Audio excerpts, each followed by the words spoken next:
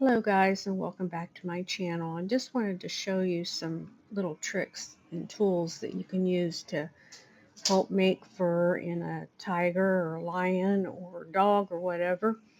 I have a ripped piece of paper here, and I'm going to come in with the airbrush and angle some black. And you don't want to spray on your art piece, you want to spray on the end of the paper, and then a little bit of that overspray is going to carry on to the artwork. You can do this with white or black, either one, or your yellow, whatever tone of animal you're working on. It just kind of helps put some little bit of different kind of look in there. And you don't want to do it all over, you just want to do it here and there. And there's some tools of the trade, of course, that you can use. Uh, this is just a dowel, they call it. It's just a wooden paintbrush that I sharpened the end of. And the reason why I do this like this is because you can get different sizes of paintbrushes, the ends of them. You can have a fat one or you can have a skinny one. And when you sharpen it, of course, you get different shapes in your lines. This is a Eurotool Germany fiber pencil, and it's my favorite. It's the red one. And if you push on the end of it, the fiber comes out and slides back in. And I really like this working on aluminum panels because it's fairly easy to pull out those highlights. And it's one of the reasons I like working on aluminum panels because it's not as difficult as it would be, like, say, on a canvas or a board or another. I've been trying to find other things. The only other thing I like besides the aluminum panel is the synthetic papers that you can use for airbrushing. This is a eraser pencil. It's a Faber-Castell.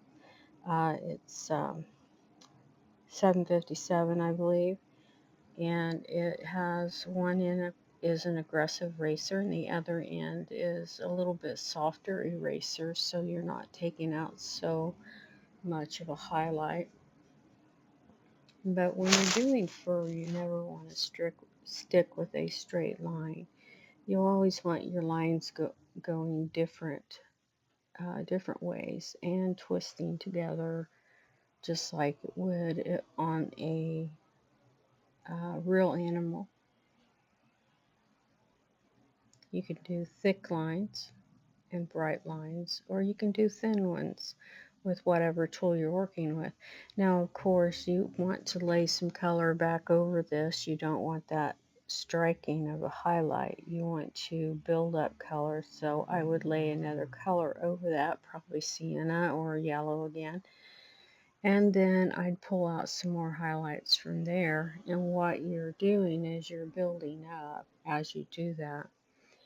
You can't see it in the video, but when I'm going over that black, it is pulling out a little bit here and there of color. So when it is cleared over, or whatever process you use to finish your piece, you would be able to see that.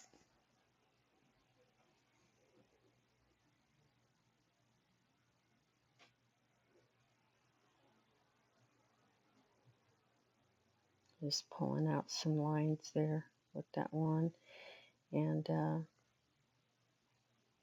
of course, you want your fur going different ways too. You don't want just a bunch of straight lines. Uh, Always looks more realistic when the hairs are twisted and go in different ways, just like our hair does. I'm showing you an X-Acto knife there, and that would probably be the last tool I would use. And you can pull out some real striking highlights with that and some real fine hairs, but you have to be careful depending on what you're working on. Mine not so much because it's an aluminum panel, but if it was canvas or paper or something like that, you have to be careful because you could rip it. and you don't want to damage your art piece. I like to lay mine to the almost flat uh, angle there, and come in and pull out some real striking little highlights here and there, and I twist the hairs up, I twist them down, I twist them in the middle, just go different ways with them. And you can see there that that is making little hairs come out. It's beginning to look more natural. Now when I lay another color on top of that and then repeat it, it will look more real. This is an eraser. I don't use the electric eraser much, but you can get some striking looks from it. Like say the cat was coming out of water or something and he had beads of water on him. Well, something like this gives you a texture that kind of is interesting, so it kind of grabs the eye. Um, those little dots like that. But you can achieve the same thing with the dowel and just picking out some little highlights, little dots, I guess you could say, little teeny dots. But this is just a quicker way of doing it. This is like running it the opposite way, and I'm going up with it instead of down. But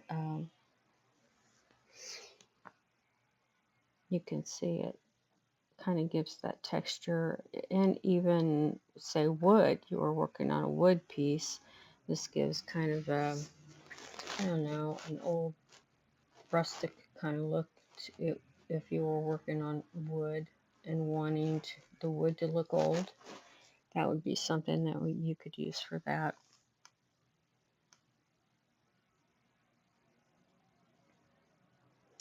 This is my favorite one. There's a black one too, the fiber pencil. It's an Excel, and it's on the end of this video, but it is a more aggressive one, I guess you could say. And you can pull out that fiber and mesh with the end, which you'll see because I'm going to show you the end of this, and get some different, you can even clip the fiber with a little small scissors and get little textured looks on the end of it. See how I'm pushing that apart? Well, you can fan it out, and then you could snip it with some real fine scissors or even an X-Acto blade to get different looks with it. So when it pulls out, it's not pulling out just one hair, it's pulling out like a few, and it's not showing up in the video, of course, but if you could see that closer, you'd see that it's pulling 2 or 3 at one time. And then you can angle it sideways to get real striking marks coming out. But I like the little fiber pencils. I enjoy them. And I like my dowel. And I like my Mars eraser.